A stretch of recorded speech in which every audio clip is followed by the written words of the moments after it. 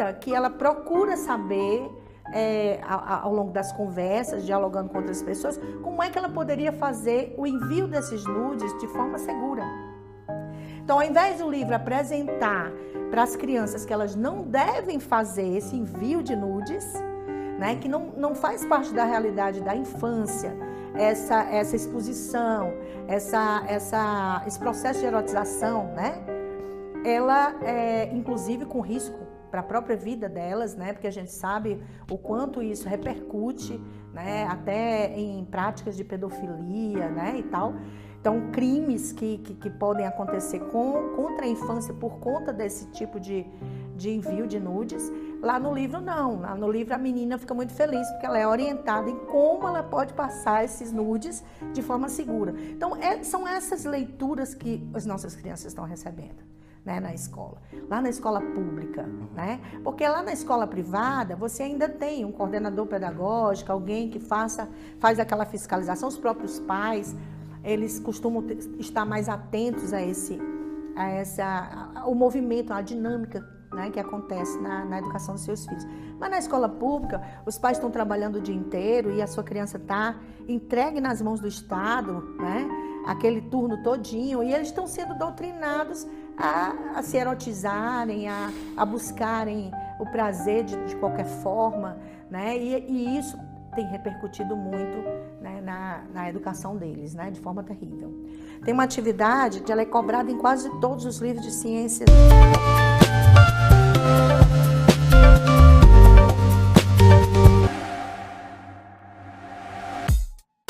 Tesouro Direto. Tenho certeza que você já ouviu falar nele. Mas você sabe o que ele é?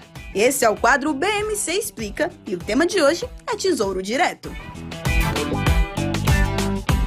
Bom, nada mais é do que um programa do governo brasileiro, em parceria com a B3, que permite que pessoas físicas invistam diretamente em títulos públicos emitidos pelo Tesouro Nacional, bastando apenas ter uma conta num banco ou em uma corretora habilitada pelo Tesouro Direto. O Tesouro Nacional oferece títulos com diferentes tipos de rentabilidade, atreladas tanto à variação da inflação do país mais uma taxa real, a Selic, ou a uma taxa pré-fixada. Esses títulos são uma das formas do governo de captar recursos para financiar as atividades e projetos. Os investidores podem escolher diferentes tipos de títulos com prazos e rentabilidades diferentes. Além de acessível e de apresentar muitas opções de investimento, o Tesouro Direto oferece boa rentabilidade, liquidez diária e baixo risco de crédito. O investidor pode ficar até o final do prazo contratado ou até mesmo sair antes do prazo. No entanto, se sair antes, a rentabilidade pode oscilar, resultando ou em ganho maior do que o planejado ou até mesmo em perdas. Essa opção de investimento é de baixo risco, porque são garantidos pelo governo federal. Mas é sempre muito importante avaliar os riscos e as oportunidades antes de fazer qualquer investimento.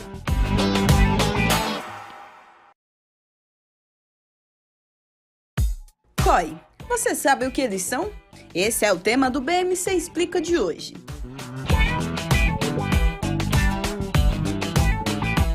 COI é a sigla para Certificado de Operações Estruturadas. É um investimento montado por instituições financeiras que combina características tanto de renda fixa quanto de renda variável em um único produto. Na prática, o COI pode ser aplicado em diferentes ativos, como ações, moedas, commodities, entre outros. A rentabilidade do COI pode ser atrelada a diferentes indicadores, como a inflação, a taxa de juros ou o desempenho de determinado ativo financeiro. Além disso, o COI pode ter diferentes estruturas de remuneração, que podem incluir uma taxa pré-fixada ou pós-fixada. O investidor deve escolher o COI de acordo com seu perfil de investimentos. Trader, imagina uma TV com programação Trader 24 horas por dia. Imagina ter conteúdo de qualidade, interação com a comunidade Trader em tempo real e acesso às últimas notícias sobre o mercado a hora que você quiser. De madrugada, final de semana, é só ligar, assistir e interagir. Pois é, pela primeira vez na história do mercado financeiro, está no ar a TV exclusiva para traders, a Trader TV. Programação 24 horas por dia, sorteios de notebooks, cadeiras ergonomicamente projetadas para os traders, camisetas, canecas, além de muito conteúdo de qualidade para melhorar o teu operacional. Ultrapasse fronteiras e eleve a sua performance no trade de uma vez por todas. Ou morra tentando sozinho. Te esperamos na Trader TV.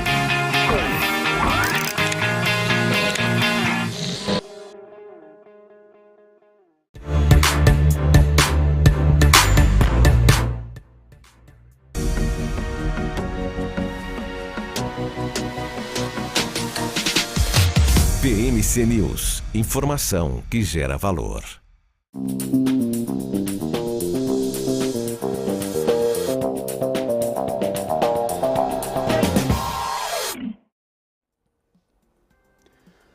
Olá, olá, um ótimo dia para você que já está aqui ao vivo conosco. Está começando agora o BMC Pre-Market comigo, Gabriel Monteiro, e daqui a pouquinho também com os nossos comentaristas, Alex André e André Moraes. Hoje é uma chuva de Andrés aqui no nosso pré-mercado e, claro, nesta segunda-feira, dia 14 de agosto, nós vamos acompanhar as principais notícias e fatores que devem movimentar o mercado durante o dia e também a semana. Hoje nós começamos a agenda um pouquinho mais calma. Semana passada foi bem agitada, agenda bem concentrada ali entre quinta e sexta-feira, com divulgação de dados de inflação aqui para o Brasil e também para os Estados Unidos. Na inflação nós tivemos não uma surpresa, mas uma notícia não tão positiva assim quanto nós esperávamos, com, claro, o PPI dos Estados Unidos, o índice de inflação aos produtores, que normalmente é tomado como uma prévia da inflação aos consumidores, porque primeiro o preço chega nos produtores, depois é repassado aos consumidores.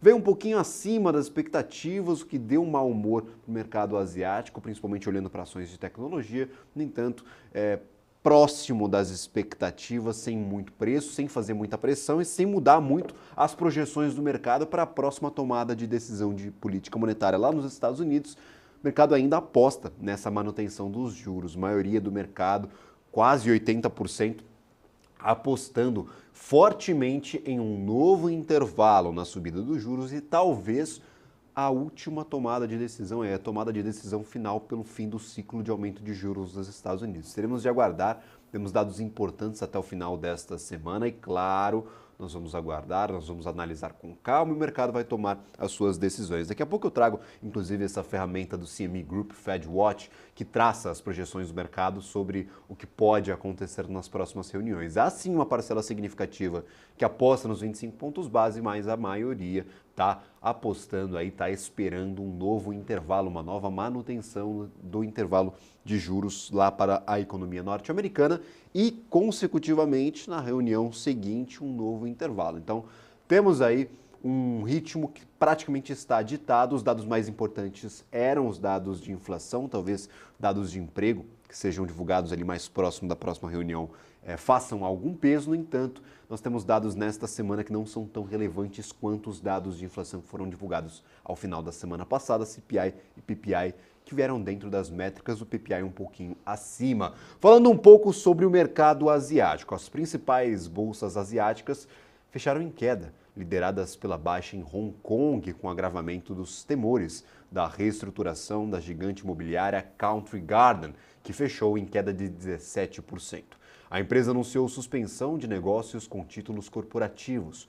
Outra companhia que apresentou problemas com o cumprimento de obrigações foi a financeira Zhongzi Enterprise. O conglomerado é um dos maiores gestores de recursos do país e deixou de cumprir compromissos da sua dívida. O regulador bancário da China, preocupado com o potencial contágio, criou uma força-tarefa para examinar os riscos da instituição. O mau humor de Wall Street na sexta-feira, após o PPI acima do consenso, derrubou as ações de tecnologia em toda a região. Então tivemos praticamente ninguém ajudando aí nessas negociações do dia de hoje. Setor de construção com alguns problemas, trazendo novamente à tona essa fragilidade das suas operações, a fragilidade dessas companhias em cumprir com as suas obrigações financeiras. Nós tivemos há bastante tempo atrás, então pode estar fugindo aí da memória de muitos investidores que nos acompanham. Mas tivemos a Evergrande com problemas ali no cumprimento das suas obrigações financeiras com os credores e agora novamente esses temores voltados ao setor de construção civil. Talvez isso possa contagiar negativamente ações mais ligadas a commodities, principalmente as commodities metálicas, como é o caso do minério de ferro. No entanto, a gente vai ter que esperar. Vamos dar uma olhada no índice brasileiro. Vamos ver se ele acompanha mais os índices europeu e norte-americanos ou se ele acompanha, claro, esse mau humor na China. Durante a madrugada, o minério de ferro chegou a cair mais de 2%, não conseguiu fechar com essa queda forte. Nós temos neste momento aqui os contratos de minério de ferro sendo negociados com queda ainda, mas pouca queda, 0,4%, se eu não me engano, aqui acabei de abrir, 0,4% de queda na madrugada, e claro, isso pode não demonstrar aí como que está o humor do investidor, mas sim como que está o apetite do mercado para compras de contratos. Então, nós vamos aguardar.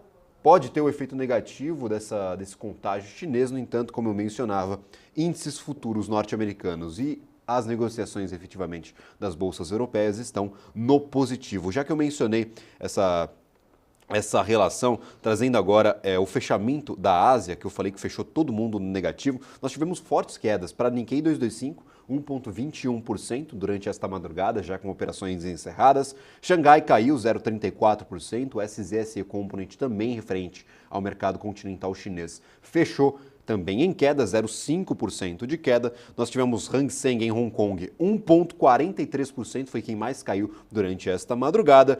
Taiwan caindo 1,25% e Coreia KOSPI caindo 0,79%, ou seja, dos grandes ninguém se salvou nesta madrugada.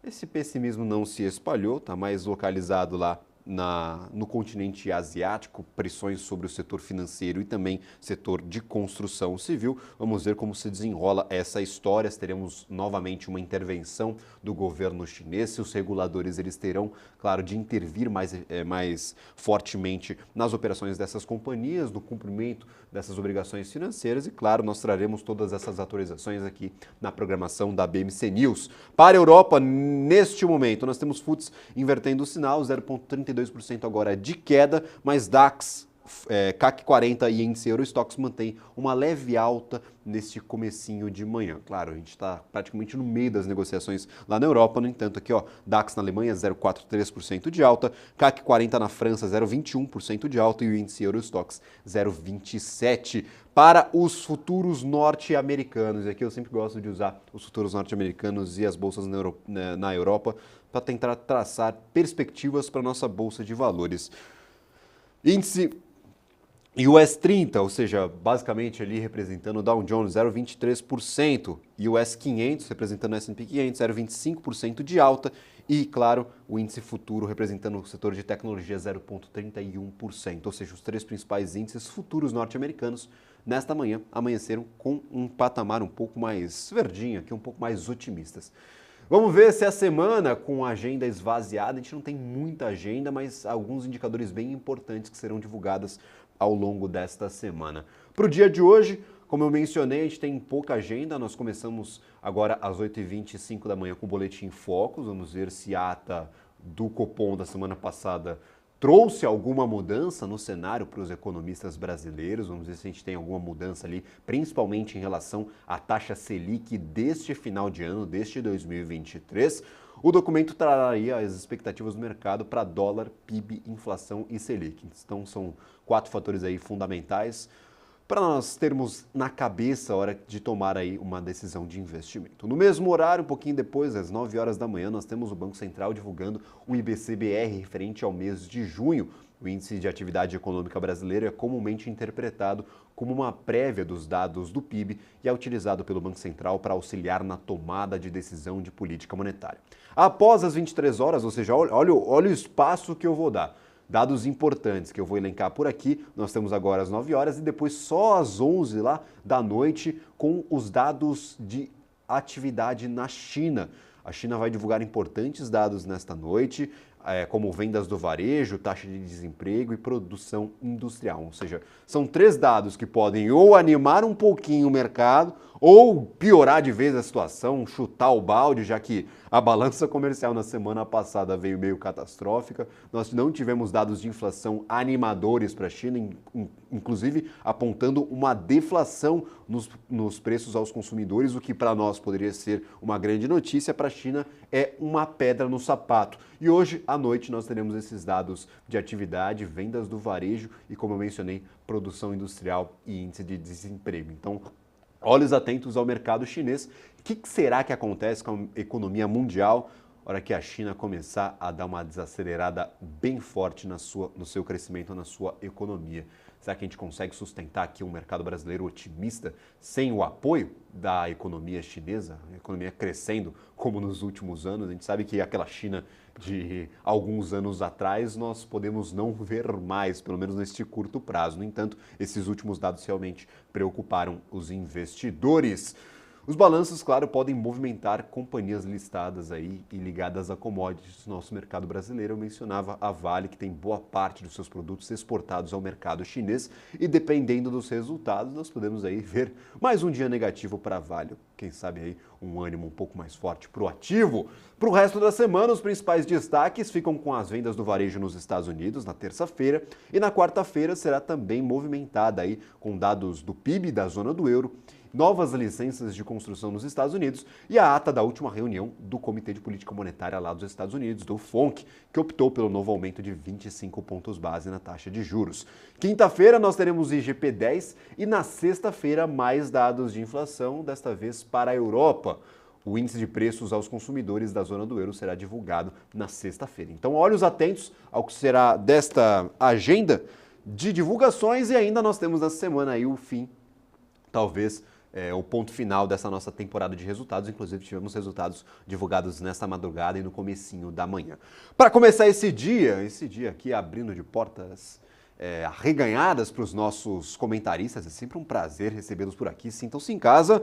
Alex André e André Moraes, por favor, fiquem à vontade. Muito obrigado pela participação de ambos. André aqui saindo da sexta-feira, quebrando um pouco a rotina, participando conosco no comecinho da semana. Muito obrigado, viu, André, por aceitar nos convite. Vamos lá. Bom dia a todos aí, boa semana para todo mundo. Senhor Alex André, o que podemos esperar desta semana? Nós não temos o agito das últimas duas, mas será uma semana bem importante, né, Alex? Exatamente, né? Semana com atas, hoje e amanhã com resultados, então é um assunto que não falta, né? Inclusive dados na China à noite, né, que devem ditar aí algo em relação à economia, não só lá, mas também aqui no Brasil. Então é mais uma semana agitada, Gabriel, mesmo que semana passada tenha sido mais agitada do que essa semana, mas a semana promete aí boas surpresas. Inclusive eu estava vendo alguns resultados aqui, Gabriel, de algumas companhias que já soltaram resultados, né? Eu acho que foram Inter e Ânima agora pela manhã. E eu estou acompanhando aqui também, deve ter mais alguns balanços até o final do dia. Mas as empresas têm surpreendido positivamente, Gabriel. Inclusive, acho que o segundo trimestre era para ser marcado de um trimestre um pouco mais desanimador, eu digo assim, mais neutro. E vieram algumas companhias com boas surpresas, tá? Inclusive, a gente pode ver até observar em relação à surpresa um dia após o balanço, em relação à reação das ações. Nós vimos aí várias ações subindo 10 ou até mais do que isso, pós-pregão, né? Então, eu lembro de Dux, eu lembro de C&A, de outras companhias, mas são grandes surpresas aí que foram reservadas nesse segundo trimestre, Gabriel. Maravilha, André. O que nós podemos esperar para esta segunda-feira? O que está no seu radar? O que está observando neste comecinho de dia? A semana vai ser bem agitada e, claro, a gente conta aí com a sua expertise para nos ajudar a interpretá-la. Bom, vamos lá. Nas últimas 8 semanas, a gente teve um mercado muito mais lateral, né? E quando isso acontece, a gente tenta menos. Principalmente quem gosta de curto prazo, quem gosta de swing trade, é o que eu tenho feito. Exercitado a paciência para tentar menos, porque se retorno de investimento tem a ver com mudança de preço, e a mudança de preço é muito pequena, você acaba tendo um retorno de investimento ruim. Então eu acho que pode ser mais uma semana aí que a gente fique observando os gráficos e principalmente, né, que a gente fique atento a uma região no Ibovespa que está marcado no meu gráfico, daqui a pouco a gente pode olhar, que é exatamente essa aqui, né?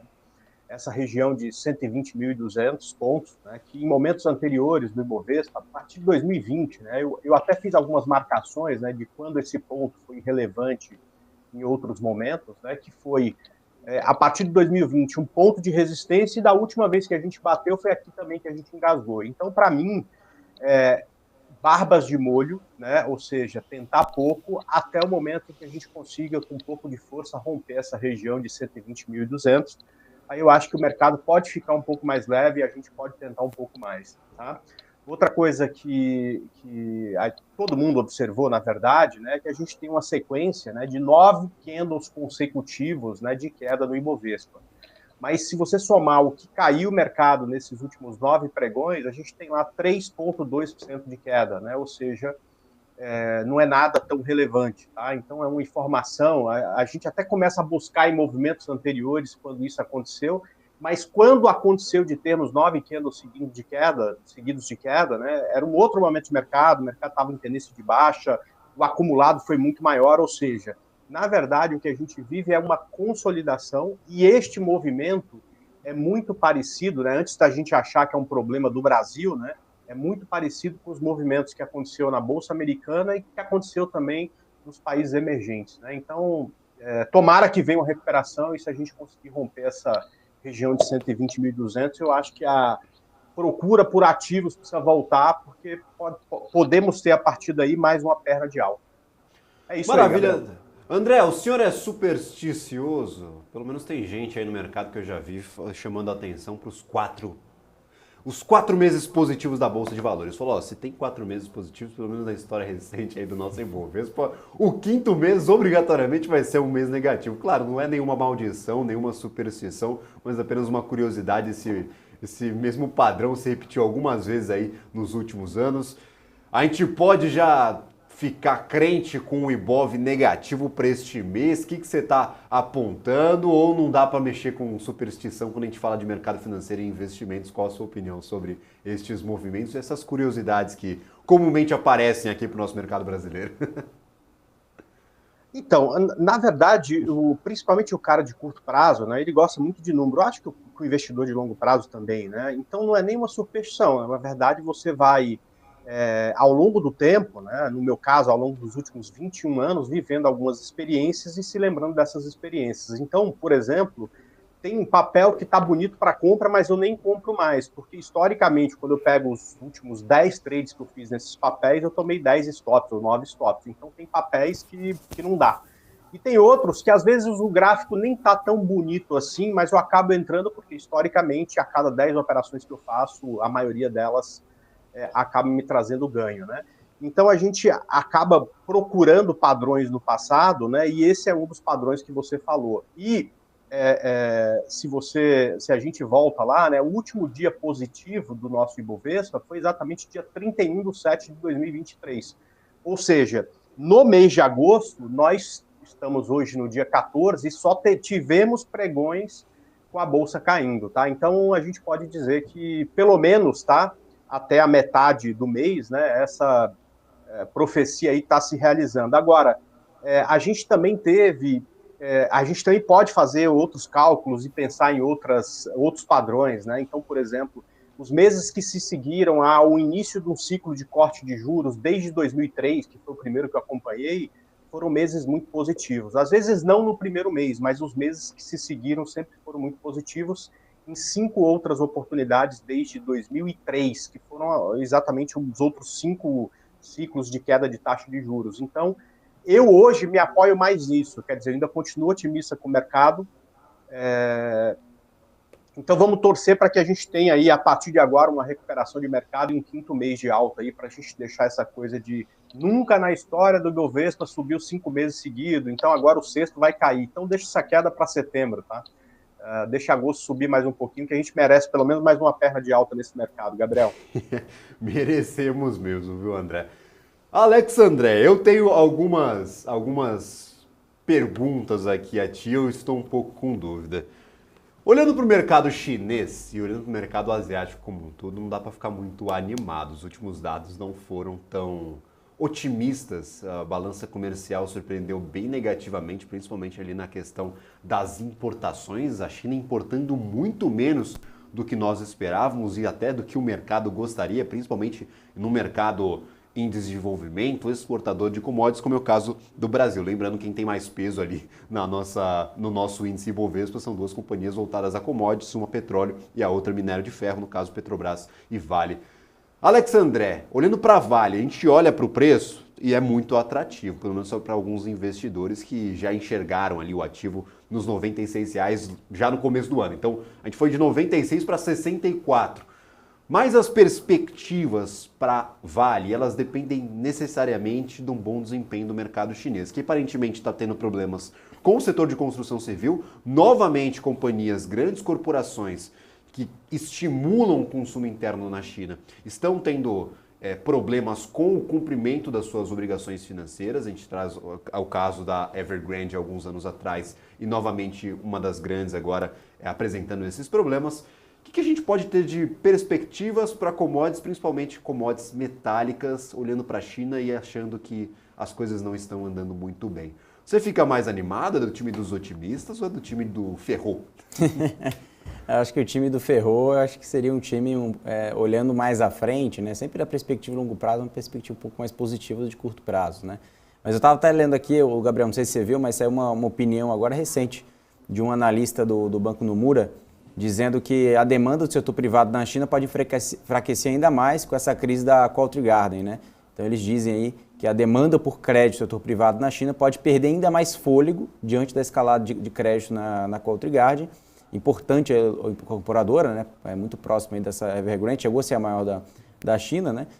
E segundo eles, né, as empresas e famílias reduzem os empréstimos diante da falta de confiança no impulso da economia em relação ao momento atual do país. Tá? Então eles dizem aí que não deve trazer uma mudança rápida no quadro, né, quando a gente fala quadro econômico na China, que deve continuar com sentimento negativo, com menos instrumentos à disposição do governo local em agir, né, e trazer aí uma perspectiva de melhora em relação a uma política, né, macroeconômica. Tá? Então, ou seja, o que eu vejo aqui, não só os analistas de grandes bancos, mas a gente não vê aí que a China pode até superar esses 5,5% de crescimento de PIB, né? Uma dificuldade muito grande.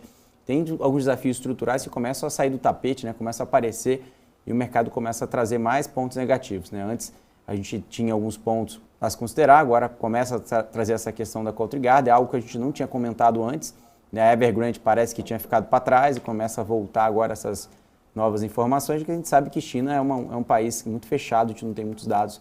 E quando começa a ter esses dados negativos, começam a sair outros dados, né?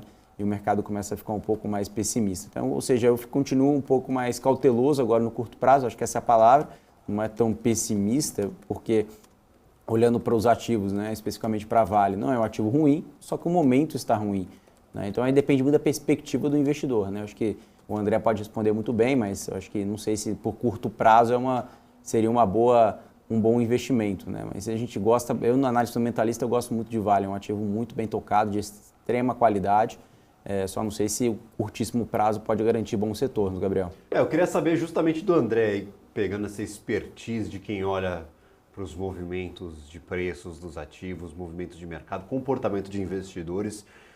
Do lado, olhando aqui para o cenário, André, o negócio não está muito bonito para a Vale nem para nenhuma mineradora siderúrgica global. A gente viu resultados bem abaixo do que foram apresentados nos últimos anos aí, não só para a Vale, mas para seus pares internacionais. Agora olhando para preço, começa a ficar atraente Vale ou essa indecisão próximo ali dos 65, 66 reais preocupa um pouquinho quem está monitorando o ativo? Qual que é a sua opinião sobre essa, que é uma das grandes empresas aqui do nosso mercado brasileiro? Perfeito, vamos lá. Deixa eu fazer um desenho aqui, porque fica mais fácil de explicar. Fique à vontade. Aí, ó. Assim, quem gosta de análise técnica gosta de timing, né? Então a gente gosta de comprar gráficos que têm esse comportamento, ou seja, tendência de alta, ou vender gráficos, né, que têm um comportamento como esse, né? Ou seja, fazer operações de aluguel de ações, a gente entra como tomador do papel, vende tentando especular a queda do mercado, né? Agora, o que a Vale tem é algo completamente diferente disso, é um mercado que não vai para lugar nenhum, né? Que é alguma coisa que Charles Dow, que foi esse cara que inventou esse conceito, ou que primeiro falou sobre o conceito de tendência, há quase 140 anos, chamava de tendência neutra, né? E quando a gente olha o gráfico da Vale, a gente percebe que ela tem exatamente isso, né? A Vale, quando sobe, não consegue romper essa região próxima a 70 e 72, e quando cai, não consegue ficar abaixo dessa região de R$62, né? Aqui você tem duas possibilidades, né? Os operadores de consolidação, de tendência neutra, vão tentar vender com preço próximo a essa região e tentar comprar a base, né, dessa figura lateral. Eu não gosto de movimentos como este Vale. Então, para mim, só faz sentido perder tempo para estudar esse papel, para pensar em operação, se ela romper para baixo essa consolidação ou se ela romper para cima essa consolidação. Enquanto ela estiver neste miolo, eu prefiro não operar o papel. Ou seja, se a gente for pela ótica fundamentalista, a gente encontra valor em Vale, isso não dá para discutir, tá? Mas pela ótica da análise técnica, a gente ainda não tem timing para pensar numa compra em Vale, tá? E também, na minha opinião, não tem para venda. Então, este papel eu acho perfeito para a gente exercitar aquela paciência que eu falei. Vamos ficar de fora até que a gente tenha clareza aí da direção que este preço vai seguir nos próximos meses. Gabriel? Maravilha. Então, não... é aquele negócio, né, Alex André? Você olha para o curto prazo, pelo menos olhando para a China, não tem muito ânimo para Vale. Você olha para o gráfico, não tem muito ânimo para Vale. Parece que não vale ficar atento a este ativo, pelo menos por enquanto. É uma piada horrível aqui para a gente começar o dia. Mas eu gostaria de saber aí justamente do André. André, você mencionava que é exercício de paciência, é ficar um pouco de fora do ativo. Tem gente que quando falta oscilação, falta movimento, quer compensar na alavancagem. É uma boa estratégia tentar ganhar na baixa oscilação, naqueles ativos que oscilam um pouco. Então, se sai pouco do lugar, eu tenho que apostar muito para tentar tirar um retorno? Ou é realmente a opção é ficar de fora e procurar outra coisa para operar? Então, enfim, existem modelos diferentes de operação, né? Eu entendo que, principalmente para quem tem pouca experiência, ou seja, quem tem menos de 10 anos de mercado, trabalhar com alavancagem ou com uma grande alavancagem é um erro, né? Geralmente isso se transforma em grandes prejuízos, porque a ideia da alavancagem, para quem tem menos experiência, é, ok, com mais dinheiro vou alavancar meus ganhos, né? Mas o que a história mostra é que, inclusive com investidores com muita experiência, né, em algum momento essas pessoas alavancam o prejuízo. E como a matemática é cruel, né, geralmente as pessoas perdem uma fatia muito relevante do capital. Então eu entendo que, pelo menos para o meu estilo, né, de trade, para o meu estilo de operação, pouca oscilação precisa necessariamente tá ligado a pouca alavancagem, dinheiro na conta, muito mais do que dinheiro comprado em um outro papel, tá? Então, eu sou muito sossegado nesses momentos. Eu acho que quanto mais a gente puder ficar de fora de movimentos laterais, mais bem faz para essa carteira. Porque como o objetivo é vencer o Ibovespa, né, se ele cai 3% e você não perde nada, mesmo que você não ganhe, né, você colocou 3% em cima do Ibovespa. E isto, quando o Ibovespa começar a subir, digamos, 30%, 40%, 50% no ano, vai se transformar numa coisa poderosa, né? Porque aí você, além de não cair com o Ibovespa, se conseguir segui-lo quando os momentos forem favoráveis, né, você acaba tendo, no longo prazo, que é o que importa para o seu capital, um retorno melhor do que o benchmark, que é exatamente a procura de quem investe sozinho ou investe através de um fundo de investimento. Portanto, eu entendo que a alavancagem e principalmente falta de experiência é uma coisa que faz muito mal, raramente faz bem, inclusive para quem tem muita experiência, Gabriel. Maravilha, então atentos os investidores que nos assistem neste momento, nesse pré-mercado, você que está aqui buscando informações sobre o que vai acontecer durante o dia, você também pegue essas dicas aí de quem tem bastante tempo de mercado e, claro, já passou por muita coisa nesse mercado brasileiro. Então, claro, a gente vai para um rápido intervalo agora, mas fiquem por aí, a gente volta com mais notícias, mais discussões, tem resultado trimestral, saiu Inter, saiu Anima, muita coisa aí para a gente discutir nos próximos blocos desse nosso BMC Pre-Market.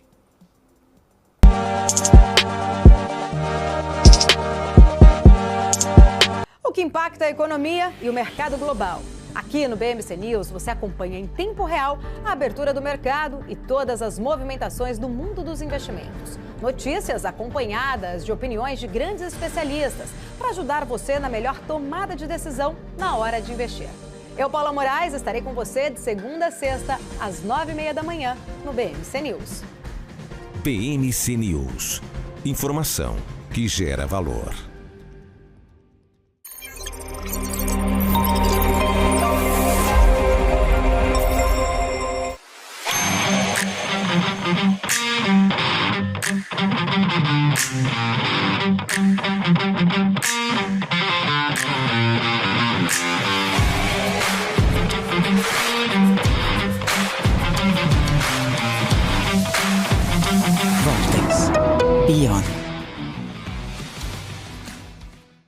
O movimento nacional pela vacinação continua.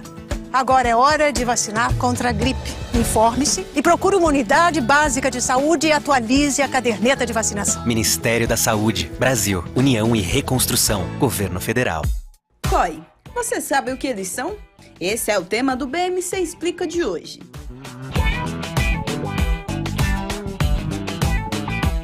COI é a sigla para Certificado de Operações Estruturadas. É um investimento montado por instituições financeiras que combina características tanto de renda fixa quanto de renda variável em um único produto. Na prática, o COI pode ser aplicado em diferentes ativos, como ações, moedas, commodities, entre outros. A rentabilidade do COI pode ser atrelada a diferentes indicadores, como a inflação, a taxa de juros ou o desempenho de determinado ativo financeiro.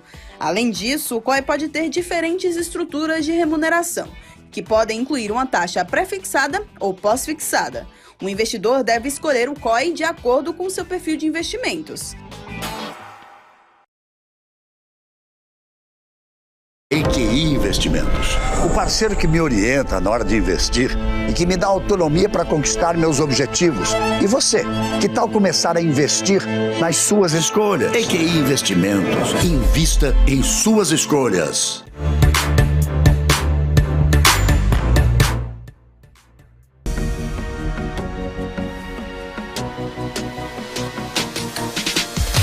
BMC News, informação que gera valor. Estamos de volta com o BMC Pre-Market. Gostaria de convidar aqui o senhor Alex André. Fomos surpreendidos na madrugada, pelo menos ali com a divulgação do resultado operacional de Ânima. E Dux na sexta-feira disparou. Foi um baita de um ganho ali para o ativo. Se não me engano, ficou entre os ativos mais negociados e também os com maior oscilação positiva da carteira do Ibovespa. Eu gostaria de trazer esses dados de Ânima. Ficaram dentro das expectativas, dentro da estimativa? A gente teve alguma grande surpresa para o ativo? O que a gente pode esperar dessa operação, dessa companhia, já que a gente teve divulgação de resultados trimestrais e o setor como um todo de educação vem desempenhando um bom papel na carteira do Ibovespa, está entre as maiores oscilações positivas, pelo menos Ânima e Dux, esses ativos aí que se envolvem no setor de educação estão com bastante ganho em 2023. O que o senhor pode tirar aí de informação relevante dos resultados apresentados pela companhia? Foram positivos ou male-male? Ô Gabriel, resultados de Ânima veio bem neutros, tá? Eu acho que o ponto que a companhia quis deixar bem claro é que eles melhoraram o índice de eficiência, ou seja, quando nós observamos aí a questão da evasão de alunos, no segmento core teve uma queda de 50% comparado ao consolidado, que foi 2,2 pontos percentuais em relação ao consolidado, 1,1 pontos percentuais no segmento core, principalmente Spirale, né, o segmento digital. Isso trouxe também um crescimento, quando a gente olha em relação, não um crescimento muito forte, mas nós vimos aí que receita, manutenção de margem, tá? A gente não vê aí uma expansão tão forte. Eu vejo como um resultado mais neutro em comparação a outras companhias, né? Inclusive Edux, né? Que esperava um crescimento de 20% do EBITDA, veio 24%, cresceu acima do esperado. Mas Ânima, acho que continua queimando caixa, né? Mas ela tem uma perspectiva já de virar essa chave. Teve aí um maior quadro de alunos da história, né? Se não me engano, são mais de 400 mil alunos em todo o seu grupo, né, da Ânima, e a companhia tem um endividamento controlado, né, ou seja, nesse sentido, o endividamento não diminuiu tanto assim, ou seja, nós não vimos nesse trimestre agora pelo menos, operacionalmente veio bom, financeiramente veio ali dentro das expectativas, como posso dizer, talvez o mercado poderia ter colocado um pouco mais de ânimo depois do resultado de Dux, mas eu vejo aí que o resultado não foi tão ruim assim, o Gabriel, mas eu esperava um pouquinho melhor, viu, na minha opinião. Maravilha. Tem alguma predileção no setor de educação? Nós temos Edux e Cogna que estão aqui na carteira do Ibov, Ânima, se não me engano, está um pouco fora, mas eu gostaria de saber aí se, olhando para essas empresas, para o setor de educação como um todo, é uma boa aposta, pelo menos para essa retomada da queda de juros, e se tem alguma possibilidade ali de escolher uma dessas ações, Alex André, pelo menos para você. A gente sabe que deixa a opinião para o Alex, o investidor pode interpretar de outra forma, mas eu quero saber a opinião do nosso comentarista no dia de hoje.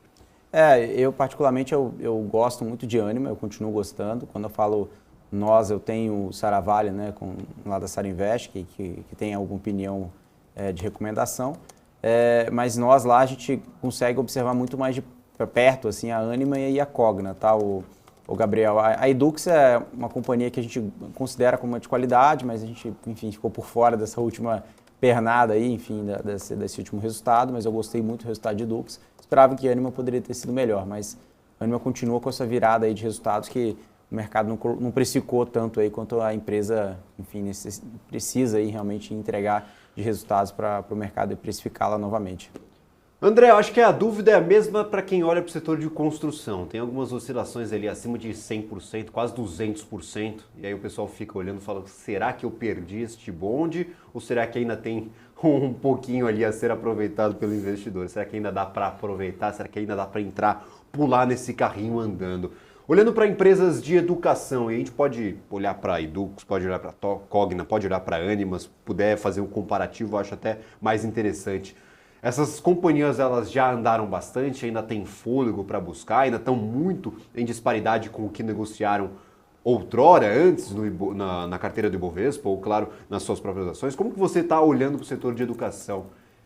Tem porta de entrada ou os ativos já caminharam bastante e não dá mais para aproveitar? Não, gosto muito de acreditar na tendência, né? E para mim o que está caro é o que está caindo, né? Então a gente tem alguns exemplos aí, inclusive, de ativos que estavam baratos há 2 meses atrás e mesmo com a bolsa em alta, agora estão valendo 50% do que valiam há 2 meses atrás. E para mim, o que está em tendência de alta está sempre barato até que mostre uma reversão de tendência. Não é o caso desse setor, o setor está todo muito bonito, né? Então, como você falou, né, Edux na sexta-feira, né, ela já tinha rompido essa linha, que é uma linha de tendência, tá, que vem lá do topo, né, passa por essa recuperação que a gente teve em 2021 e logo depois entrou em tendência de baixa este papel, né, mas aí a gente fala, poxa, mas já subiu 191 no ano, pois é, mas deste ponto onde estava a linha de tendência até agora já subiu mais 27, 28, e para chegar no topo histórico ainda pode subir mais 200%, ou seja, o que o papel tem é tendência de alta, tá? E aí, neste momento, como o Alex André falou, eu também, vai ficar até engraçado, né? Mas eu também não me animei com o balanço de Ânima, né? Eu achei que veio conforme o mercado esperava. Então, eu estou louco para ver o comportamento do mercado a partir de hoje, na abertura da Bolsa. Por quê? Porque a mesma linha de tendência que Edux já rompeu, a Ânima tem aqui, né? Quando a gente pega o topo anterior, essa recuperação aqui de 2022, a gente consegue traçar essa linha de tendência e a Ânima ficou para trás. Portanto, na minha opinião, para este setor, o melhor timing, na minha opinião, está aqui. Desde que esse ativo hoje, né? Enfim, a primeira hora de mercado, depois que você tem aí balanço, é sempre muito confusa, né? Mas a partir das 11 da manhã, se esse ativo se fixar acima de 5,13, tá? Eu entendo aí que tem uma belíssima oportunidade, vai estar rompendo um ponto de resistência, a gente poderia pensar num stop nessa região aí de 4,60, né? Uma saída parcial em 5,66 e uma saída final em 6,72. E aí, só para finalizar com a Cogna, que o Alex também falou que segue, né? Este ponto de 3,45 em Cogna, para mim, é um ponto muitíssimo importante. Em momentos anteriores, né, como aqui, isso já foi um ponto importante de virada do ativo. Tá? Então, eu entendo que uma boa explicação para esse ativo ter passado os 2 últimos meses lateral é exatamente a dificuldade de romper essa região de 3,45. Porém, tá? Se tivermos, a partir dessa semana, ganho de força aí com Cogna e ela fechar acima desse ponto de 3,45, eu avalio também que seria interessante a gente pensar numa compra do ativo. Eventualmente você vai escolher uma ou outra aí para uma carteira de curto prazo, acho que nem cabe você ter 2 ativos do mesmo setor ou deste setor especificamente, né? Mas são para mim os 2 ativos mais bem preparados, claro que depende de um pouco de força do mercado, mas não estão muito distantes de dar uma boa compra, Gabriel. Maravilha, bastante coisa vai sair durante o fim das negociações de hoje. Nós temos bastante resultado trimestral para ficar de olho, inclusive tem jornalista que já está comemorando que a temporada vai acabar, mas hoje ainda tem um pouquinho de sofrimento, viu, Alex André? A gente tem aqui, ó, JBS, BRF, Marfrig, Itaúsa, Natura, Magazine Luiza, Qualicorp, Localiza, Raíza, Envibra, Copel, Cosan, Gafisa, JHSF e IRB, depois do fechamento do dia de hoje. Então, tem pouca companhia que dá para deixar passar, muita companhia importante, inclusive aí eu destaco os frigoríficos, destaco também Magazine Luiza, destaco o próprio setor aqui de construção civil. Senhor Alex André, alguma dúvida sobre esses resultados específicos? Quer dar uma olhada em alguma dessas empresas em especial? Inclusive eu quero te perguntar, André, de alguns resultados que vão sair hoje, tá? 2 balanços especificamente, tá? São vários que vão ser divulgados hoje, né, na reta final. Mas vamos colocar 2 aqui. Primeiro, a Taurus, vai ser divulgado hoje também à noite. Taurus, eu já vou te passar o spoiler, tá, André? O mercado não está esperando um resultado bom, tá? Por quê? O dólar mais baixo, o demanda nos Estados Unidos continua resiliente, mas espera-se uma queda, não consegue ter aumento de preço por lá. É claro que os novos mercados, na Índia, enfim, Arábia Saudita, isso ainda pode repercutir nos próximos trimestres. Mas no segundo trimestre, talvez a figura... Claro que o Brasil tem uma representatividade muito pequena, em comparação ao mercado de armas, mas não é uma perspectiva tão boa para esse segundo trimestre especificamente. Acho que o terceiro trimestre deve ter uma melhora, muito melhor do que esse segundo trimestre. Então o mercado talvez precifique dessa maneira. E o outro balanço também vai ser Azevedo, né? Azevedo Travassos, a Zev 4. Eu estou bem otimista, eu acredito que a empresa possa ter aí, depois da última conciliação, que teve inclusive com a Arteris, que é uma operadora de concessionários, teve uma paralisação da obra, ela conseguiu, enfim, ter uma reconciliação em relação aos seus funcionários, que teve aí um pouco de estresse no mercado. Então isso pode trazer um viés mais positivo para as ações, mas não só isso, mas também o balanço de hoje. Estou bem otimista e, enfim, estou esperando aí esses resultados à noite. Então acho que são 2 papéis, se você puder dar uma analisada, agradeceria, André. Vamos lá, posso? Fique à vontade, André, por favor. Tá, e aí eu vou falar de um papel que solta balanço também, salvo engano, JBS hoje à noite. Né? Isso, também. Mas deixa eu começar aqui com esses 2 aqui. Cara, TASA 4 não é um gráfico que neste momento eu goste muito. Né? Eu acho, o Alex, que ela sofreu muito a partir do último balanço, que veio, este sim, muito abaixo do que o mercado esperava. Né? Para quem não se lembra, né? Esse dia aqui foi exatamente o dia do balanço do primeiro trimestre, que saiu há 3 meses atrás, né? Então ela estava muito bem, tá? Abriu já com 8 de queda e acabou fechando aí com uns 15 de queda, justamente por conta desse balanço. Depois, incrivelmente, se recuperou, mas parou, ficou lateral a partir daí. Quer dizer, enquanto o mercado conseguiu subir bastante, ela ficou trabalhando de um modo muito lateral. Tá? Agora, é engraçado, né? Porque eu acho que esse balanço, mesmo vindo ruim, pode ser positivo no curto prazo para o papel. Por quê? Quando você precifica o caos, qualquer coisa que venha melhor do que isso acaba sendo positivo, né? Então, eu vi muita gente com expectativa ruim para esse balanço. Ou seja, se vier ruim, mas melhor do que se espera, a gente pode ter aí um time negativo positivo para o papel. E agora, assim, como eu adoro essas linhas de tendência no gráfico, o Alex, olha só. Para mim, isso aqui fica com bom time acima, rompendo essa linha de tendência, eventualmente até a gente tendo um pouco mais de paciência, né, esperando essa região aqui de R$16 ser testada, e aí a gente pensar numa operação só acima disso. Antes desses R$16, eu vejo alguma coisa mais lateral do que em tendência, então não me salta aos olhos TASA 4, a não ser um rompimento de R$16, tá?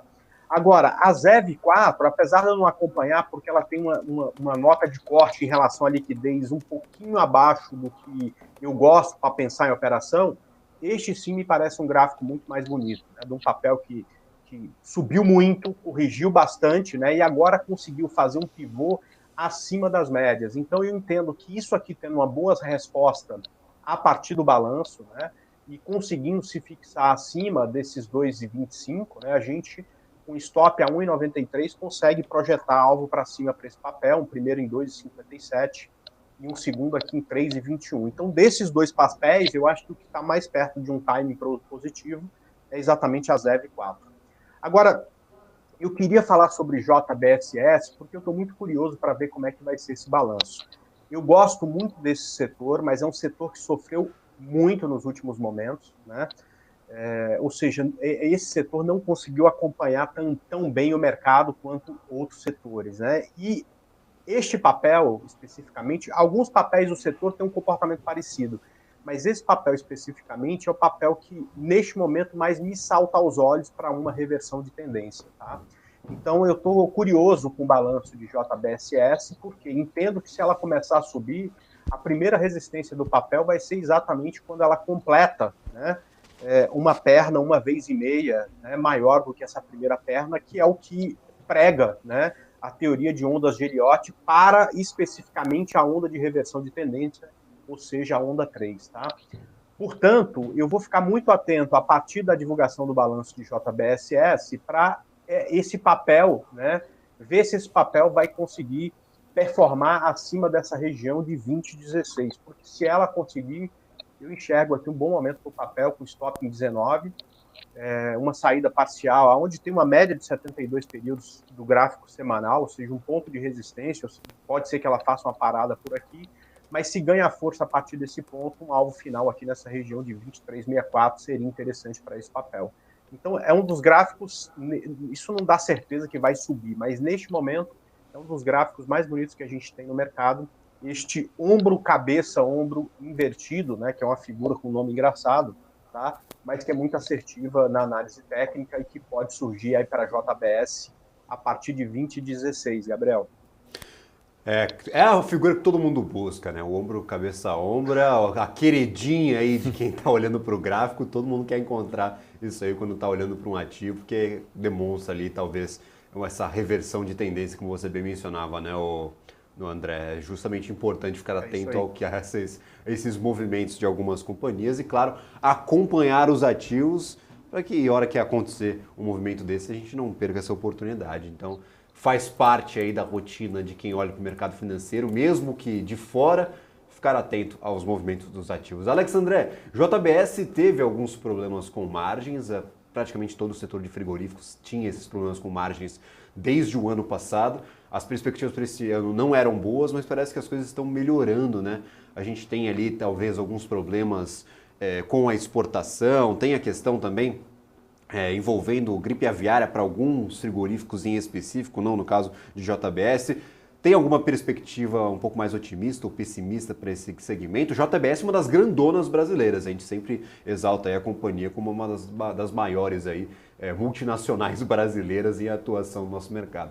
É a maior do mundo, né, de proteína, até passa a Tyson, enfim, porque quando a gente fala em diversidade, né, ela tem aí diversos mix, como você comentou muito bem.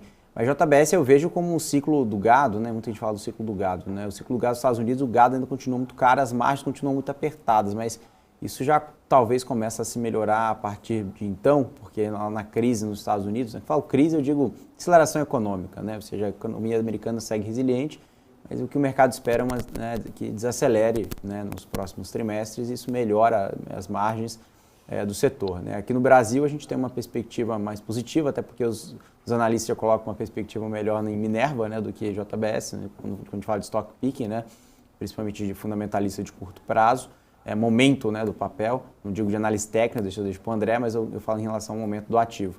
Mas eu acho que JBS é um ativo que eu também gosto bastante, tá, André? É um ativo que, na minha opinião, também, que se fosse para escolher de uma análise fundamentalista, né, o papel mais barato, mais diversificado, menos alavancado do setor, então, enfim, tem uma qualidade muito grande.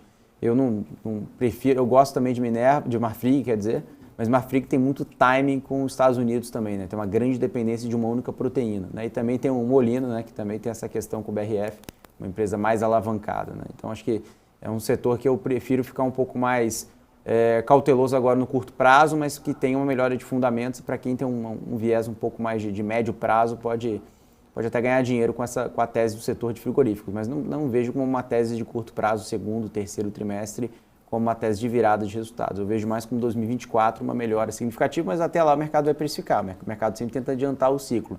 Eu acho que é bom estar posicionado em essas boas teses aí, esperando essa virada dos fundamentos, só tomar cuidado com o tamanho da carteira, porque eu acredito que possa ser outros setores que pode performar melhor, né, no curto prazo.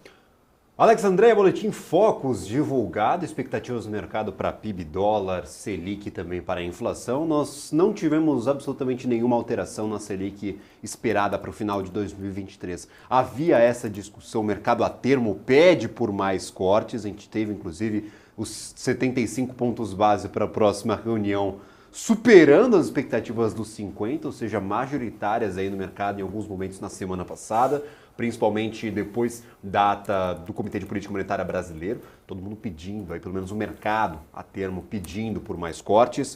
O Banco Central foi bem firme, disse que se não tivermos grandes surpresas positivas, surpresas muito positivas, principalmente para a inflação de serviços, é pouquíssimo provável que tenhamos uma aceleração no ritmo de cortes de juros. Lembrando, o Banco Central já contratou 50 pontos base para as próximas reuniões, próximas no plural. Então, até o final do ano, nós devemos ter aí mais 3 reuniões com 50 pontos base de queda para a nossa Selic. Mercado agora projetando 11,75% de Selic terminal em 2023. 11,75% está em paridade, está basicamente em mesmo patamar da semana passada. Em quais fatores nós tivemos revisão pelo mercado, pelo menos aqui na figura do Boletim Focus, que coleta as opiniões durante a semana passada como um todo. Então, essas opiniões elas foram coletadas na semana passada, não são opiniões de hoje dos principais economistas aqui no nosso mercado brasileiro. PIB foi revisado para cima, 2,29% de projeção de crescimento para 2023. Essas projeções elas foram revisadas constantemente desde o começo do ano. Para quem estava abaixo ali dos 2%, 1 e pouco, até em alguns relatórios internacionais, crescimento inferior a 1%, agora o mercado projetando 2,29% de crescimento do PIB para 2023. O dólar agora foi revisado, olha só, para cima, R$ 4,93. O mercado ainda apostando nessa recuperação do dólar. A gente vai abrir daqui a pouquinho, às 9 horas começam a negociar os índices futuros e, claro, o mercado futuro de câmbio aqui no Brasil. E a gente vai ter que dar uma olhada como é que está este dólar. R$ 4,93, expectativa do mercado pelo Boletim Focus, revisada para cima. O IPCA foi mantido em mesmo patamar, 4,84 ao final de 2023. Para 2024, o IPCA foi revisado para baixo, 3,86%, ainda acima das projeções, ainda acima da meta do Banco Central para inflação no próximo ano. Então, nós devemos não cumprir a meta neste 2023, não cumprir a meta em 2024 e talvez cumpramos a meta em 2025, pelo menos são as expectativas do mercado, e o próprio Banco Central, na sua ata, indica essa inflação voltando às metas apenas em 2025, a gente já conversou sobre isso na semana passada, talvez um abandono do cumprimento da meta para esses próximos 2 anos e quais seriam os impactos para a nossa política fiscal e também, claro, para o nosso mercado de valores imobiliários. Por enquanto, nós temos esses dados. Para 2023, tivemos revisão no PIB e no dólar. Para 2024, apenas revisão no IPCA, na inflação, rebaixada para 13,86% ao final de 2024. PIB em 2024, segundo o mercado, 1,30% de crescimento. Dólar em R$ 5,00, ou seja, deve aumentar um pouquinho, segundo o mercado, ainda no próximo ano. E a Selic terminal em 9% ao final de 2024. Eu conversei com o Mansueto Almeida, economista-chefe do BTG Pactual, na semana passada, na sexta-feira, e as projeções do BTG estão, claro, em 9% também. Então ele ainda acredita, o Mansueto Almeida, nessa queda na Selic até os 9% e talvez uma Selic ainda mais baixa para depois deste período, até 2024. E eu gostaria de saber, senhor Alex André, nós teremos os reflexos da Selic imediatos? Quanto tempo vai demorar para a Bolsa começar a sentir essa queda nos juros brasileiros? O André está otimista, disse que historicamente, ao início do ciclo de corte de juros, nós temos o Ibovespa reagindo de forma positiva. Quanto tempo normalmente demora e quanto tempo você projeta que demora este impacto direto dos juros, da queda desses juros na nossa economia brasileira? São juros realmente muito altos, 13,75 que negociávamos antes do corte, antes da revisão do Banco Central, 13,25 ainda são muito altos, então a gente tem bastante margem para corte, não deve cair de forma muito acelerada, deve ir até os 9% ao final de 2024. Como que está enxergando aí as oportunidades nesse ciclo de queda de juros? São aquelas oportunidades óbvias, como é o caso, claro, do setor de varejo, setor de construção, ou tem algo ali por baixo dos panos que você acha que pode ter um melhor desempenho, que o senhor enxerga com bons olhos? O Gabriel, eu vejo como uma visão mais positiva, tá, em relação a essa queda de juros. O mercado talvez não precifique, não está precificando tão bem agora no curto prazo, porque realmente o mercado fica preocupado com o fiscal, né, Gabriel? A gente tem visto essa preocupação, não só o fiscal, mas também a preocupação política em relação a essa queda, né? O mercado esperava 0,25, veio meio, agora o mercado colocando 0,75, né? Ou seja, pressionando ainda mais.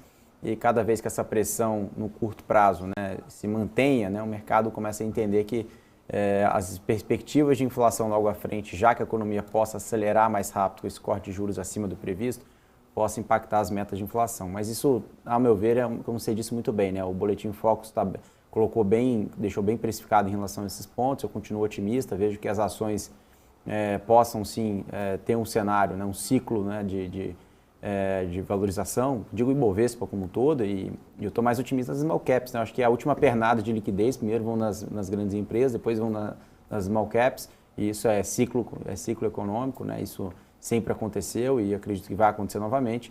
E como você falou, setor de construção civil, varejo, enfim, tecnologia, acho que todos os setores podem se beneficiar, porque a gente vê por taxas de desconto, né? Então, ou seja, se a taxa de desconto, né, começa a ficar cada vez mais atrativo em relação ao valuation, né? Ou seja, o valor presente é maior, consideravelmente o papel teria que ter um upside relativamente maior, né? E esse trade entre renda fixa e renda variável fica cada vez menos atrativo quando a gente fala de pós-fixado, e o pré-fixado acaba pagando menos, né? Então, acho que, olhando à frente, né? Então, acho que o investidor começa a olhar para a renda variável novamente com bons olhos, e isso que eu acabo enxergando.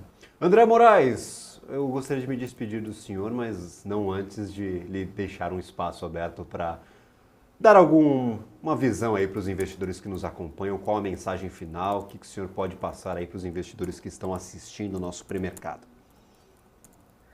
Bom, na verdade, eu sou muito mais para chamar todo mundo para a torcida aqui, para a gente ter volatilidade de novo, porque não tem nada mais lindo do que uma bolsa andando, seja para cima, seja para baixo, momentos de queda também virão, a gente precisa se acostumar com eles, inclusive para aproveitar boas oportunidades. Agora, da mesma forma que não tem nada mais bonito do que o mercado andando, não tem nada mais chato do que o mercado parado, né? Porque a gente vem aqui semana a semana e quando o mercado está parado, a gente não tem nem nada novo para falar. Portanto, eu enxergo como muito positivo se a gente, depois desses 9 dias de queda, em algum momento da semana, voltar a ganhar força, superar aqueles 120.200 e voltar de novo, né, a armar uma perna de alta para que a gente tenha novamente aí boas opções de compra de papéis que já estão em tendência de alta e que podem continuar a subir caso o mercado ganhe essa força. Eu entendo que está até mais simples do que a gente imagina, porque percebo que boa parte dessa queda tem muito mais a ver com macro, né? Ou seja, a gente vê mercados emergentes com a mesma perna de correção que a gente vê o mercado americano, o Dow Jones especificamente, com a mesma perna de correção que a gente teve, ou seja, parece ser mais um problema mundo do que Brasil, né? E a preocupação é muito maior do que quando é só Brasil, porque a gente entende que tem alguma coisa desarranjada que talvez não tenha solução para curto prazo. Enfim, né, sendo uma coisa mais macro do que centralizada aqui no Brasil, né, eu também espero que a solução que mundo afora vai encontrar sirva para a gente, que possa trazer de novo a gente para a tendência de alta. Mais uma vez, se cair, está tudo bem, né? A gente se acostuma com a tendência de baixa, mas eu acho que tem muito mais dinheiro a ganhar no curto prazo, principalmente nos próximos meses, se o mercado ganhar força e fizer, enfim, uma subida, quem sabe, até o nosso topo histórico lá em 131 mil pontos. Mais uma vez, obrigado aí pelo convite para estar aqui com vocês. Deixo a todos um grande abraço e uma excelente semana para todo mundo. Maravilha, muito obrigado, André Moraes, pela participação aqui no nosso programa. A gente vai para um rápido intervalo, dá tempo aqui de pegar um cafezinho e ficar de olho na abertura do mercado futuro brasileiro. A gente volta já, depois do intervalo comercial, com o BMC Pré-Market, pré-mercado aqui na BMC News.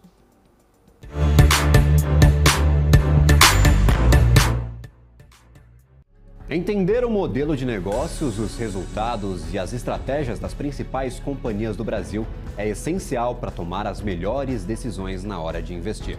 E é isso que nós trazemos no BMC Business. Entrevistamos os CEOs e diretores das principais companhias de capital aberto do país. Eu sou o Gabriel Monteiro e encontro você no BMC Business todas as terças e quintas, às 22 horas, aqui na BMC News. BMC News. Informação que gera valor.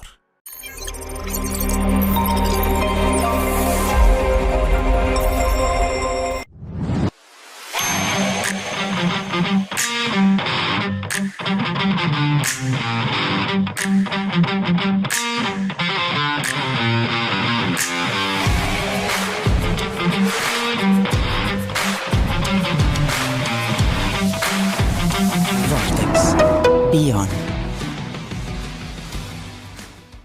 Conheça a Brasil Paralelo, o único streaming que oferece uma experiência completa, que começa antes de cada filme com a sinopse em vídeo e continua depois que os filmes acabam com as análises e podcasts sobre o que acabou de assistir. Somos o grupo de comunicação que produziu Brasil, a Última Cruzada, a série de história que mudou a forma do brasileiro olhar para o seu passado. Junte-se às mais de 600 mil famílias que assinam a BP. Entre no site brasilparalelo.com e faça sua assinatura. O que acontece no mercado financeiro no Brasil e no mundo está na BMC News. São 24 horas de programação para ajudar o investidor na melhor tomada de decisão. Independência e jornalismo sério. Não estamos plugados em nenhuma instituição financeira. Isso nos dá liberdade de levar a informação sem nenhum viés, sem conflitos de interesse. Ser a ponte entre as notícias, empresas, especialistas e os investidores. Tudo de uma forma dinâmica e com uma pitada de bom humor. Informação que gera valor, você sempre vai encontrar na BMC News. Quem só vê o BTG como um banco de investimentos, não vê todos os benefícios que ele pode oferecer. Aqui você tem a liberdade de ligar a qualquer hora. E tem a confiança de contar com o time BTG. É você no controle da sua vida financeira de um jeito simples e compatível com a sua rotina. O BTG reconhece quem é você e está pronto para potencializar a sua trajetória. Dividendos. Você sabe o que eles são? Esse é o tema do BMC Explica de hoje.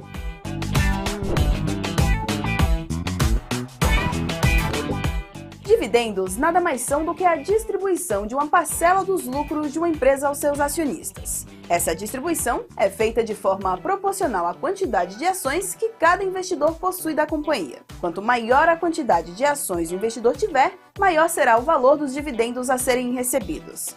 Os dividendos são uma forma de remunerar os acionistas pelos investimentos feitos na empresa. As empresas podem escolher entre distribuir uma porcentagem dos lucros ou um valor fixo por ação. E essa decisão é tomada em Assembleia Geral de Acionistas. E vale lembrar que nem todas as empresas distribuem dividendos, e que o valor distribuído pode variar de empresa para empresa e ao longo do tempo, dependendo da saúde financeira da companhia.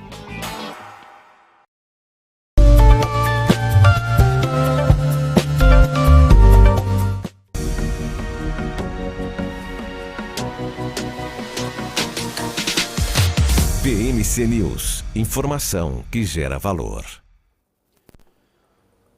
Estamos de volta com o BMC Pré-Mercado aqui na nossa programação. Notícias até interessantes falando sobre o mercado futuro de petróleo, commodity energética, ainda próximo dos $87 o barril, pelo menos olhando para o petróleo Brent. $86,25 de dólar. Hoje uma leve queda, 0,65% de queda, no entanto ainda é um patamar muito elevado. Se compararmos com o primeiro semestre, a gente está bem acima daqueles 73, 75 dólares que negociávamos nos 3 primeiros meses aqui de 2023, até nos 6 primeiros meses, primeiro semestre como um todo, a gente teve petróleo próximo de 75 dólares, agora $86,26 de dólar. Para o petróleo WTI, nós temos $82,58, 0,73% de queda. Eu vou dar uma olhada no relatório de paridade da APICOM. Normalmente demora um pouquinho para sair a atualização do dia. No entanto, a gente tem aqui um relatório que foi emitido na última sexta-feira, dia 11 de agosto. Defasagem para a gasolina, 25%. Nós temos uma queda hoje no petróleo, mas creio que não vai cair abaixo dos 20%, então na defasagem a gente pode já bater o martelo acima de 20% para a gasolina. Na sexta-feira, pelo relatório da Associação Brasileira de Importadores de Combustíveis, a ABICOM, 25% de defasagem. Para o diesel, 28%, já chegou a bater 30% na última quinta-feira, então próximo de 30%, muito mais para os 30% do que para o 20%. O que esse relatório nos mostra é realmente uma política de preços que está segurando esses novos aumentos. No entanto, na última sexta-feira, o ministro de Minas e Energia deu indicativos de que se o preço do barril de petróleo Brent continuar subindo, lembrando, Brent é tomado como uma base de cálculo para os produtos da Petrobras, e manter a estabilidade, a Petrobras deve aumentar os valores negociados para os combustíveis nas refinarias. O ministro Alexandre Silveira falou a jornalistas após a coletiva de imprensa de lançamento do PAC na sexta-feira passada. Ele ainda reforçou que quem conduz a política de preços da Petrobras é a própria companhia e que o trabalho do governo é garantir que quando os preços caírem, essa queda seja repassada aos consumidores. Então, tirando um pouco o dedo do governo nessa manutenção dos preços da Petrobras que vimos nestes últimos meses, lembrando aí, 25% para a gasolina e 28% para o diesel, isso estou falando em relação à defasagem, é muito alta se nós tomarmos aí como comparação a última política de preços adotada, que era a política de paridade internacional de preços. Essa política ela foi abandonada, agora nós temos uma nova política que não ficou muito clara aos investidores e nem aqui aos jornalistas, aos comentaristas, de como que é formada. Então, a alta defasagem pode fazer pressão para reajustes e, segundo alguns rumores do mercado, esse reajuste pode acontecer ainda nesta semana. Alex André, reajuste de preços para a Petrobras, é notícia positiva, é notícia negativa? Por enquanto nós temos o ativo não saindo muito do lugar, teve alguns descontos recentemente, principalmente depois do relatório de produção para o segundo trimestre, mas a companhia não está oscilando muito, a gente tem uma Petrobras em estabilidade há um bom tempo, então são notícias negativas que às vezes impedem o papel de caminhar. No entanto, tem muito investidor que aposta na empresa como um ativo muito descontado ainda e que tem bastante coisa aí para apresentar ainda. São notícias mais negativas do que positivas, mas o senhor está mais otimista ou pessimista com o ativo? Acho que uma visão não exclui a outra, Gabriel. A visão do papel está barato, isso é fato. Mas a imprevisibilidade do ativo, né, dado ao preço da paridade, preocupa no curto prazo. Esse possível fechamento de gap, né, que o Praxis disse, né, ou seja, reduzir essa diferença, né, da paridade, né, essa defasagem, isso até traz como um alento. É ruim para o consumidor, mas para a companhia isso melhora a perspectiva, ou seja, diz que a companhia está preocupada com essa defasagem. Imagina uma defasagem de 20%, 30% e o petróleo continuar a subir e a companhia não tem nada de perspectiva, nenhuma atitude em relação a isso. Ou seja, a política de preços vai para água abaixo, né? E o mercado não vai colocar um prêmio, ou até mesmo dizendo uma precificação melhor de curto prazo. Então, acho que isso traz um compromisso que a companhia enxerga em relação aos preços praticados de forma internacional, tem preocupado os importadores, tem colocado uma pressão muito grande no setor. Eu mesmo tenho diversos conhecidos, né, que possuem postos de gasolinas, né, inclusive alguns amigos, mandar um abraço aqui para eles, eu sei que um deles aqui estão nos assistindo, e tem reportado isso, né, ou seja, nós observamos aí que as entregas não estão sendo previstas, né, ou seja, pede X, entrega metade, ou não entrega, o preço reajusta. É difícil, é um cenário difícil, a gente precisa ter essa previsibilidade. Preço de combustível cheio maior, né? Ou seja, no final do dia na bomba do consumidor, ninguém gosta. Eu não gosto, ninguém gosta aqui que está nos assistindo, mas a gente sabe que se o petróleo está subindo, né, Gabriel, não tem como fugir, né? No final do dia isso vai se traduzir, né, em gasolina, em diesel mais caro e, consequentemente, num cenário de um aspecto inflacionário um pouco maior do que estava sendo previsto. Mas nada que tire o ímpeto de corte de juros. Realmente, nossos juros reais estão muito altos, enfim, a gente não tem como debater em relação a isso de forma diferente, né? Acho que o mercado por si só já coloca isso no preço e essa defasagem, grande parte das economias já estão colocando na conta que isso vai ter que ser repassado sim. Maravilha, inclusive nós temos essa defasagem que, se repassada, pode impactar diretamente a inflação. Nós tivemos deflação, sim, por um mês, depois voltamos a subir aí com os dados inflacionários, principalmente depois da exclusão, da expulsão de dados de combustíveis desonerados do ano passado, começaram aí no segundo semestre de 2022. Agora a gente vai ter dados um pouco mais fortes, principalmente aí no comparativo, quando a gente compara as bases anuais de 2023 com 2022, não que a situação no Brasil esteja piorando, mas esse reajuste, esse aumento, essa nova força para o mercado aí de commodities energéticas, em especial o petróleo, pode dar uma empurrada ainda na inflação, ou seja, a gente pode ter dados ainda mais fortes para os próximos meses? E qual seria o impacto disso para a nossa Bolsa de Valores, para a expectativa do nosso investidor? A inflação, mesmo que suba, ela é suficiente para tirar um pouco do nosso ânimo, Alex André, principalmente olhando ali para a política monetária, porque o mercado não ficou abalado com o IPCA um pouquinho acima das estimativas na sexta-feira. Exatamente, eu acredito que o mercado não vai colocar muito preço nisso, a não ser que seja um risco de caldo, né? Ou seja, algo totalmente fora da perspectiva econômica, mas se realmente vier dentro da expectativa que o mercado vem, né? Ou seja, essas expectativas, Gabriel, o mercado vem calibrando, né? Vai ter uma defasagem, então vamos colocar aqui que a Petrobras pode reduzir a defasagem X% e nisso pode impactar a inflação X%. Né? Então acho que isso o mercado vem colocando bem dentro das expectativas, que não tem como a gente trabalhar com uma repassagem, repassar essa defasagem de forma gradual, acho que seria saudável, mas 100% não tem como, né? Ou seja, do dia para a noite a Petrobras reduzir esse gap em 100% e repassar tudo, né? Acho que também não é muito viável de curto prazo. Isso vai trazer muito essa preocupação, porque o governo ele tem uma questão de inflação muito grande, né? Ou seja, o mercado ele até questiona, mas por que está segurando esse repasse? Não, porque senão pode atrapalhar a perspectiva de inflação e o Banco Central pode tomar um outro viés um pouco mais cauteloso em relação ao corte de juros, já que o governo está pressionando o Banco Central em cortar mais do que meio, 0,75, para acelerar essa queda da Selic e impulsionar a economia, né? Então, por isso que tem essa pressão de ambos os lados, tanto pela parte de uma pressão do Banco Central, tanto uma pressão na parte econômica, né? Então, acho que o alinhamento dessa conjuntura seria o mais benéfico, ou seja, um repasse gradual dessa defasagem e, ao mesmo tempo, uma queda, né, de Selic de forma gradativa. Enfim, acredito aí que meio seria de bom tom.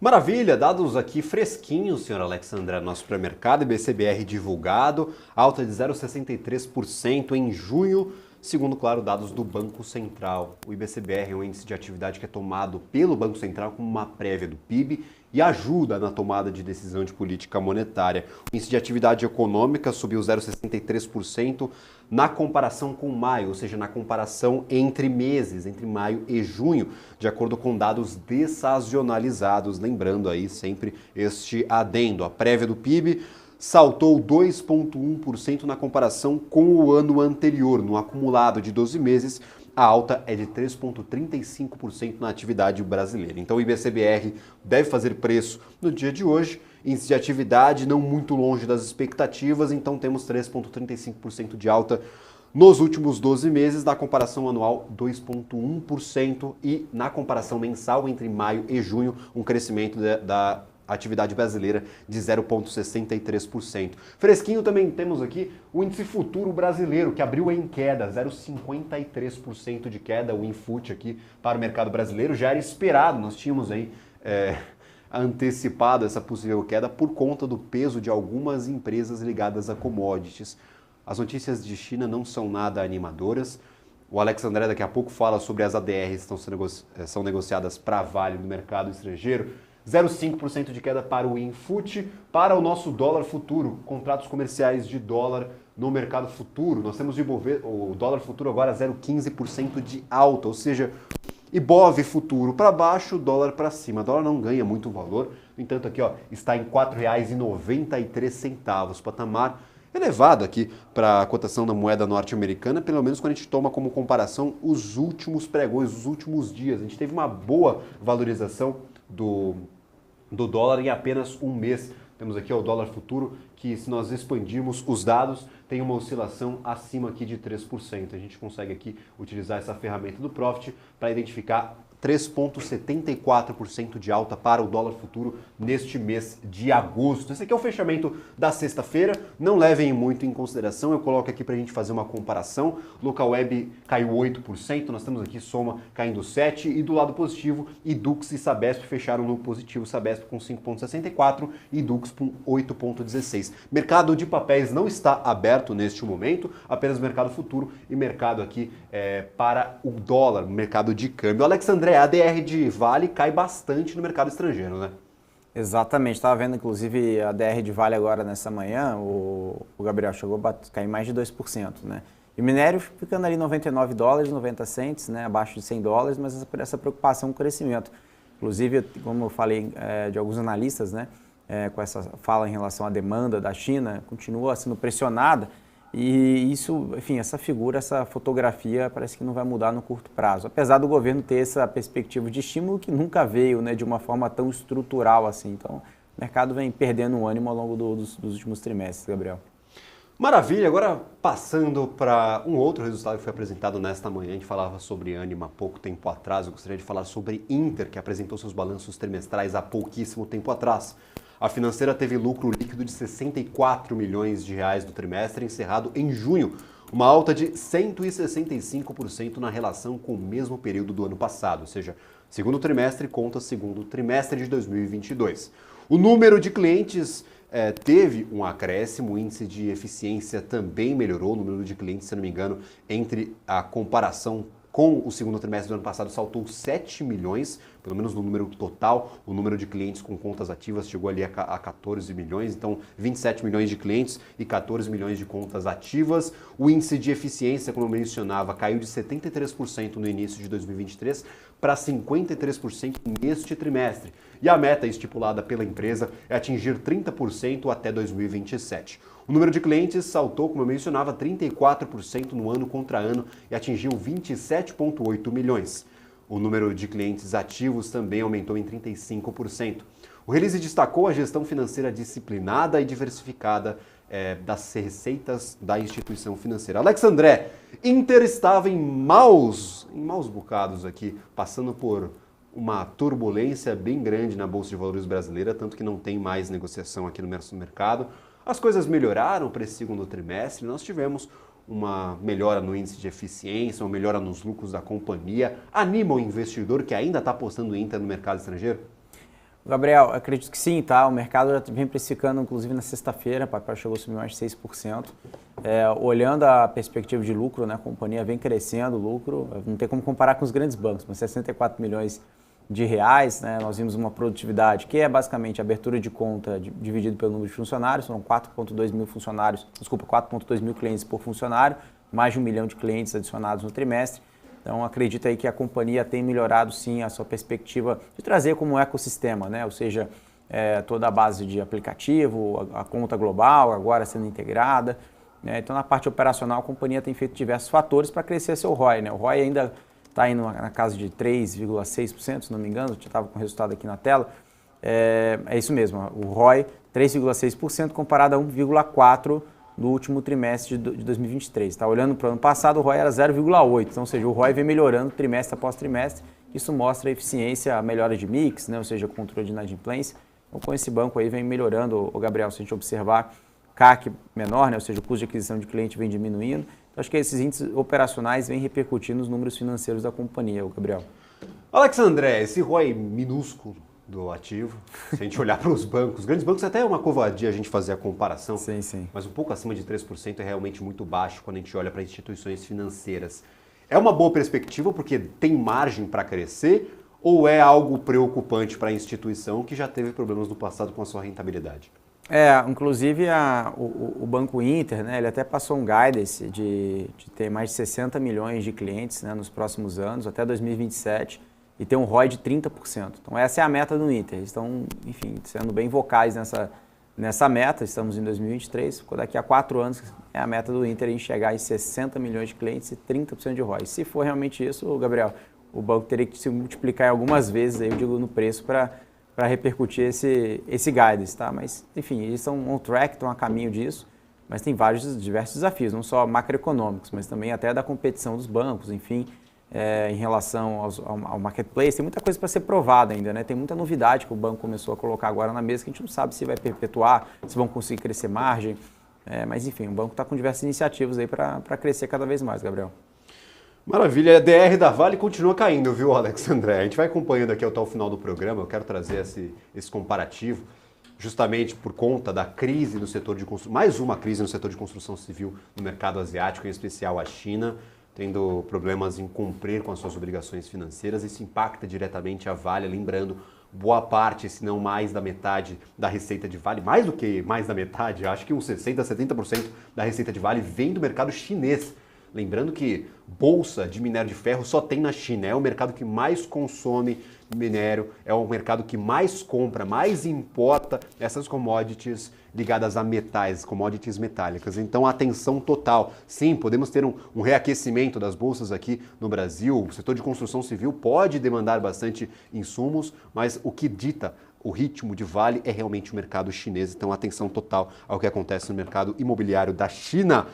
Olhando para bancos ainda, Alex André, eu queria continuar essa conversa. Nós temos Nubank a ser divulgado amanhã. Nesta terça-feira conheceremos os dados do Nubank, que, lembrando, teve um IPO recente, um IPO espetacular, acima, inclusive, do que era negociado Itaú à época, ou seja, chegou a ser a instituição financeira com maior valor de mercado da América Latina. Quando a gente compara a Inter com o Nubank, na realidade são concorrentes, mas nos balanços você enxerga essa concorrência ou ainda há muita disparidade entre Inter e Nubank, já que Nubank apresentou resultados interessantíssimos no primeiro semestre deste ano? Primeiro trimestre, na verdade, né? O semestre vai ser completado agora. Exatamente, o Nubank, o Gabriel, eu vejo como uma tese de growth, né? E Itaú como uma tese de value, né? De valor. Então, ou seja, são teses díspares, né, que têm finalidades até mesmo de investimento de forma diferenciada. O Nubank não vai distribuir dividendo, o Nubank ele vai crescer, está focado em crescimento, né, crescimento de lucro, crescimento de ROI, crescimento de base de crédito. O Itaú é um banco consolidado, então é um banco ali que vê um viés mais de dividendos, enfim, de consolidação.